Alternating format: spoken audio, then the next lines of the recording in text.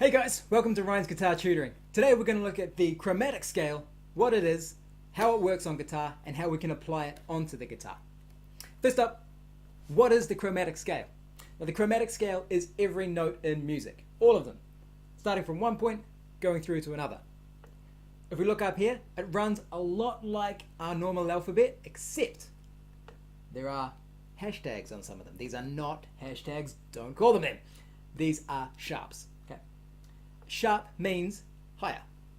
So if you have, let's start at the first point, A, and we go to A sharp, that's saying A but higher, the next one after A. If we move along, we see B, and then B does not have a sharp. It jumps straight to C. The next one is C sharp, D, D sharp, E. Again, E does not have a sharp. It jumps straight to F. And then it goes F sharp, G, and G sharp. After G sharp, it comes all the way back to A. So we can put it in a line like this, or in a little clock shape like this. When we're going around this way, we're going higher. So you've got your A sharp, B, C, C sharp, clockwise, going higher. If we go this way, we're going to be going backwards.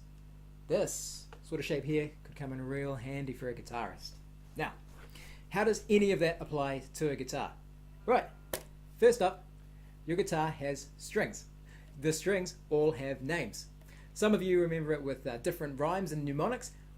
The one that I use a lot with the kids is going to be, starting from the top string, Eddie, 8, dynamite, good, bye, Eddie. Right? So as I go down through the strings, we're going to call this one Eddie, 8, dynamite, good, bye, Eddie. Now what we can use those points for, those string names, we can use them as starting points for our chromatic scale. Now if you remember, I called the first one Eddie, the second one I called 8. We start from A, we're going to use this string here. When I play it, you are hearing an A note. The open string is A. If I were to put my fingers on the first fret, can you hear the notes going up a little bit? Open, first fret, just a little bit higher. If you were to hum it, we would have, well, you can hum that one, and then A sharp a little bit higher. So we would move one around this way. We could move one more over.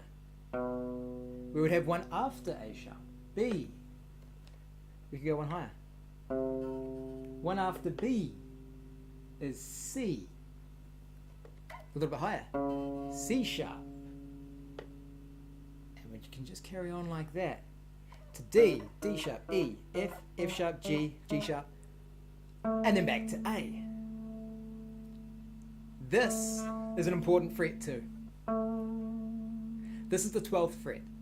This is where everything starts all over again. All the notes start all over again on every string at that 12th fret. So, this was the A string. I'm at the 12th fret, so I have another A.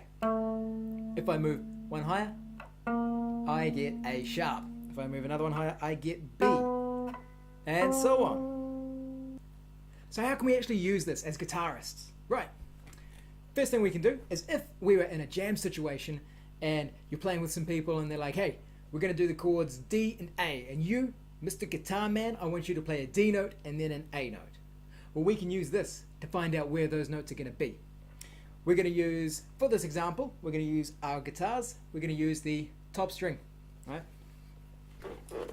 The top string is called what? E, Eddie. So we're going to start from E. We'll use that one there. And we're going to find the D note. So we've got our open strings E, and then F on the first fret, F sharp, G, G sharp, A sharp, B, C, C sharp, D. This is the 10th fret, so here's our D. Did you notice what we passed on the way up? A. If you rewind back, you'll see that A is back on the 5th fret. Awesome. D and A. So, if we're in this jam situation, the guy's like, alright, so we're doing D for like a whole bar and then A for a whole bar. You'll just come up to the D note, D, 2, 3, 4 to the A note, 1, 2, 3, and you go back and forth. And that'll help add a little bit of music. If you're a little bit further along and you're starting to do chromatic scales, or not chromatic scales, you're starting to do like your soloing and things like that, those are really good places to, really good points to try and use to put your solo on. So someone says, hey, we're jamming away, we're in the key of D. You go, all right, I got this. You jump onto your D note and you can start, say, the minor pentatonic scale or any scale really from there.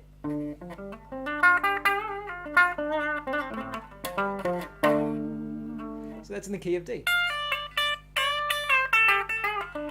If you want to get fussy, D minor, because it's a minor pentatonic scale. So there's the chromatic scale. It's just all the notes in music. There are 12 of them.